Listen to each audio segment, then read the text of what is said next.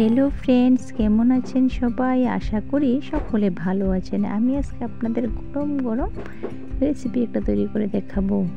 সেই রেসিপিটা হচ্ছে দুধ পটল। তাই দুধ পটল রেসিপিটা দেখতে হলে প্রথম থেকে শেষ পর্যন্ত আমার সঙ্গে থাকুন। তাহলে চলুন রেসিপিটা শুরু করা যাক।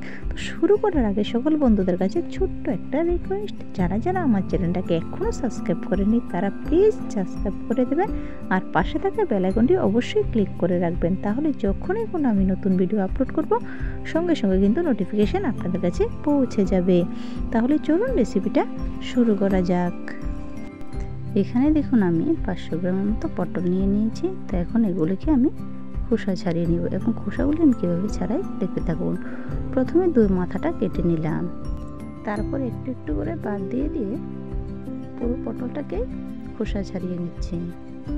তারপর একটু হাত দিয়ে বাকি আঁশগুলোকে ছাড়িয়ে নিচ্ছি, যে সবুজ রঙের আছে সেগুলিকেও ছাড়িয়ে নিচ্ছি। তো এরকম করে মাঝে বরাবর আমি দুদিকে কেটে নিলাম। দেখুন এদিকে একদিকে এদিকে একদিকে এভাবে কেটে নিলে মশলাটা ভালো করে ঢুকবে। তো দুই পাশটা যদি কেটে নেয় তাহলে ভাজতেও খুবই তাড়াতাড়ি হয়ে যায়। তো এখন একটা বাটিতে আমি উপকরণগুলো নিয়ে নিচ্ছি। দিয়ে দিলাম 4-5 টুকরা আদা, দিলাম কিছু কাঁচা লঙ্কা, হাফ চামচ জিরে, 1 চামচ ধনে গুঁড়ো। তো সবগুলো মশলা আমি একসাথে পেস্ট করে নেব।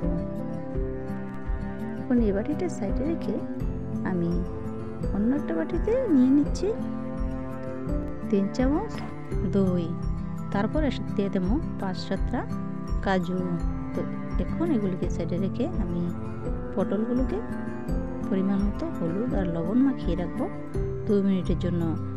কিছুক্ষণ আগে মাখিয়ে রাখলে পটলটা ভালোভাবে নরম হয়ে যাবে, তাহলে ভাজতে তাড়াতাড়ি হয়ে যাবে। সেই জন্য কিছুক্ষণ আগে 5-10 মিনিট কিংবা 2 মিনিট আগেও আপনি লবণটা মাখিয়ে নিতে পারেন।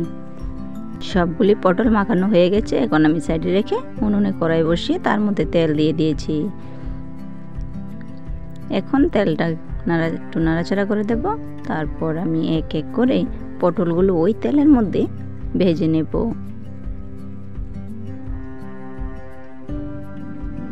পটলগুলো যখন মেখে রেখে দিয়েছিলাম তখন কিন্তু তার মধ্যে থেকে অনেকখানি জল বেরিয়েছে, তাই এগুলি ভাজতে আর এত বেশি সময় লাগবে না। 2-3 মিনিট ধরে ভেজে নিলেই ভাজা কিন্তু কমপ্লিট হয়ে যাবে, আর খেতেও কিন্তু দারুণ লাগবে। এখন একটু হালকা ঢাকনা দিয়ে রাখবো 2 মিনিটের জন্য। আমি এখন একটা থাল দিয়ে ঢাকনা দিয়ে রেখেছি। ঢাকনাটা তুলে নিলাম। আমি 2 মিনিট ঢাকনা দিয়ে রেখে দিয়েছিলাম, তার মধ্যেই দেখুন কতটা সুন্দর নরম হয়ে গেছে। তাড়াতাড়ি কিন্তু ভাজাটা হয়ে যাবে, বেশি ভাজার দরকার নেই। হালকা লাল হয়ে গেলে কিন্তু ভাজাটা নামিয়ে নেব। তো আপনারা এরকম করে কিন্তু ভাজাটা করে নেবেন। তো দেখুন আমি এখন নামিয়ে নেব। তো বন্ধুরা, আমার রেসিপিটি যদি আপনাদের ভালো লেগে থাকে তাহলে কিন্তু একটা লাইক করে দেবেন, আর কে কোথা থেকে দেখছেন অবশ্যই একটা কমেন্ট করে জানাবেন। তো সবগুলি পটল আমার কিন্তু নামানো হয়ে গেছে। এখন আমি ওই তেলের মধ্যে আর একটু তেল দিয়ে দিলাম। তারপর এখানে দিয়ে দিলাম 2টো শুকনো লঙ্কা। এখন শুকনো লঙ্কাটাকে একটু ভেজে লাল করে নেব। তো তারপর এর মধ্যে আমি দিয়ে দেব কালো জিরে,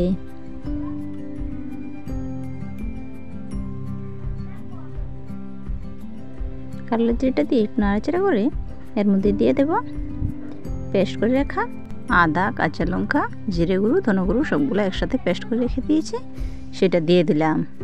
এখন এটা ভালো করে মিশিয়ে দিয়ে দিলাম এর মধ্যে কালারের জন্য হলুদ গুঁড়ো, আর দিয়ে দিলাম লঙ্কার গুঁড়ো। সবগুলো মশলা ভালো করে একটু ভেজে নেব। যতক্ষণই ভাজতে হবে ততক্ষণ তার মধ্যে থেকে কাঁচা গন্ধটা যখন চলে যাবে। তো এরপর এর মধ্যে আমি ভেজে রাখা পটলগুলো এর মধ্যে দিয়ে দেব, দিয়ে দিলাম। এখন মশলার সাথে পটলগুলো ভালো করে হালকাভাবে একটু ভেজে নিতে হবে। তো দেখতে পাচ্ছেন কত সুন্দরভাবে কষানো কিন্তু হয়ে গেছে। এখন এর মধ্যে দিয়ে দেব যে বাটিতে কাজু আর দইটা আমি মিক্সড করে রেখে দিয়েছিলাম, সেই দইটা আমি এর মধ্যে দিয়ে দেব। এখন বাটিটা ধুয়ে একটু জল দিয়ে দেব। তারপর একটু নাড়াচাড়া করে নেব। এইভাবে যদি আপনারা পটল রান্না করেন তাহলে কিন্তু ছোট বড় সকলে খুবই পছন্দ করে খাবে। তাহলে এই রেসিপিটি যদি আপনাদের ভালো লেগে থাকে তাহলে বন্ধুরা একটা কমেন্ট করতে কিন্তু ভুলবেন না। এখন আমি এর মধ্যে দিয়ে দেব 1 চামচ চিনি, তারপরে দিয়ে দেব স্বাদ মতো লবণ। এখন আমাকে ভালো করে সবটাকে মিশিয়ে নিতে হবে। তো কিছুক্ষণ আমি ঢাকনা দিয়ে রাখবো, তাড়াতাড়ি বরফটা যেন চলে আসে। তো আমি 2-3 মিনিটের মতো জাল করে নিয়ে জলটাকে ফুটিয়ে নিয়েছি। দেখুন কত সুন্দরভাবে বরফ চলে এসেছে।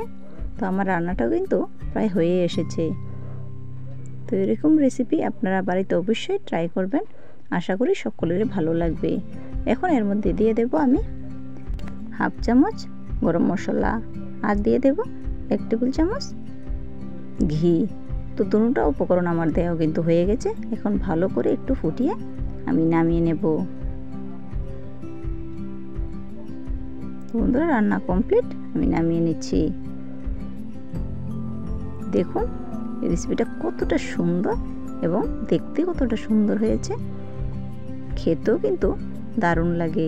আপনারা বাড়িতে অবশ্যই এভাবে রান্না করবেন। আপনারা রান্না করেই না হয় আমাকে কমেন্ট করে জানাবেন। নিরামিষ দিনে কিংবা বাড়িতে কোনো বন্ধুবান্ধব আত্মীয়স্বজন আসলে আপনারা এই রেসিপিটা কিন্তু অবশ্যই করে খাওয়াতে পারেন।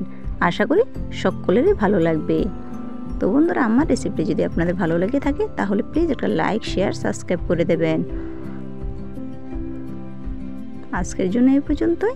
দেখা হবে বন্ধুরা নেক্সট ভিডিওতে। সবাই ভালো থাকবেন, সুস্থ থাকবেন। ধন্যবাদ সবাইকে।